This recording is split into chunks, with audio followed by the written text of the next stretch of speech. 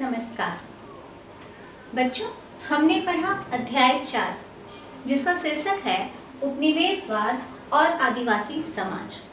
इस अध्याय को पढ़ने के बाद बच्चों हमारे मन में कुछ प्रश्न उठते हैं। चलिए अब हम इन प्रश्नों का उत्तर जानने के प्रयास करते हैं। पहला प्रश्न है, जनजातीय समूह किस तरह जीते थे? तो बच्चों इस अध्याय में हम लोगों ने पढ़ा कि जनजातीय समूह अपनी आजीविका के लिए कई साधनों का इस्तेमाल करते थे। उनमें पहला साधन था झूम खेती करना। झूम खेती यानी जंगलों की सफाई करके जंगलों को काटकर वहाँ पर फसल उगाते थे, खेती करते थे, और जब उस जगह की फसल खत्म हो जाती थी तो वो दूसरे जगह चले जाते थे और वहाँ पर जाकर के खेती करते थे। उनकी आजीविका का दूसरा साधन था एक जगह टिक कर खेती करना। कुछ आदिवासी समुदाय एक जगह रहकर बस कर खेती करने लगे थे। वे एक जगह रहते और वहाँ की जमीन को अपना जमीन मानकर और उनके वंशज जो थे वो उस जमीन के स्वामी होते जाते थे और वो उस तरह से एक जगह बसकर खेती करते थे। हमारा दूसरा प्रश्न है, अंग्रेज काश्तकारों को एक जगह क्यों बसाना चाहते थे?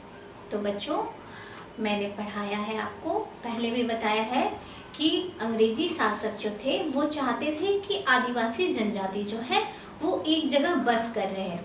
वो काश्तकारों को एक जगह इसलिए बसाना चाहते थे कि जब सभी काश्तकार, सभी आदिवासी जनजाति के जो लोग हैं वो एक जगह बस कर रहेंगे तो किसी भी नियम को उनके ऊपर लागू करना अंग्रेजों के लिए आसान हो जाएगा।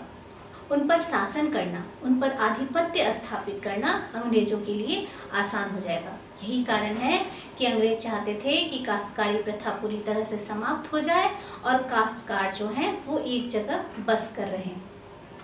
बच्चों हमारा तीसरा प्रश्न है, महाजनी प्रथा से आप क्या समझते हैं? मैंने आपको बताया है कि आदिवासी जनजाति के लोग थे वो पूरी तरह से जंगलों पर निर्भर रहते थे।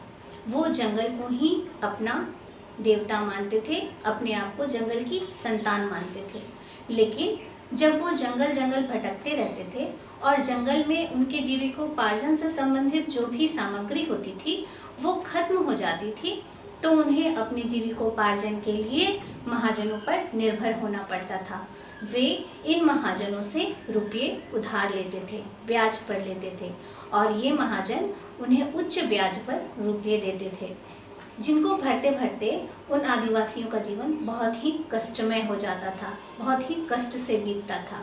यही कारण है कि आदिवासी लोग महाजनी प्रथा का पुरजोर विरोध करते थे। उन्हें व्यापार और वाणिज्य से घृणा थी। बच्चों हमारा अगला प्रश्न है, सिद्धो कान्हू कौन थे? इस अध्याय में हम लोगों ने संथाल विद्रोह के बारे में पढ़ा है।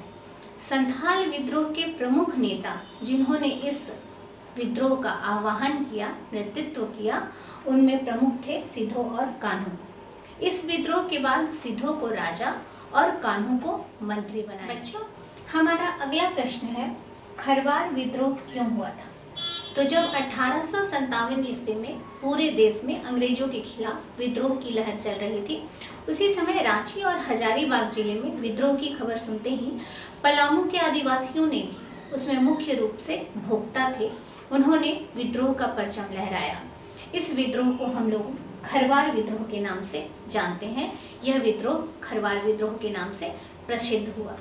तो बच्चों हम लोगों ने इस पाठ में देखा कि अंग्रेजों के आने के पहले हमारे देश के आदिवासी जनजातियों का जीवन शैली किस प्रकार का था, और जब अंग्रेजों का यहाँ आधिपत्य स्थापित हो गया तो उसके बाद यहाँ के जनजातीय जीवन को उन्होंने किस प्रकार प्रभावित किया, हमारे यहाँ के आदिवासी जनजाति को किस किस प्रकार के कष्ट उठाने पड़े, और इस कष्ट से आहत होकर के, क्रोधित होकर के, क्षुब्ध होकर के उन्होंने समय समय पर कौन कौन से आंदोलन किए। तो अगले अध्याय में नए पाठ के साथ हम लोग फिर मिलेंगे। धन्यवाद।